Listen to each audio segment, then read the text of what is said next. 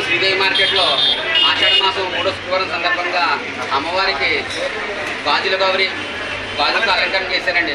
సుమారు 1,00,000 పైగా గాజులతో ఇక్కడ కార్యకర్తలు, మహిళా కార్యకర్తలు అందరూ చేశారండి. భక్తులంతా విచ్చేసి అమ్మవారిని దర్శించుకొని అమ్మవారి దివ్య ఆశీస్సులు తీసుకొని కోరుతున్నాం.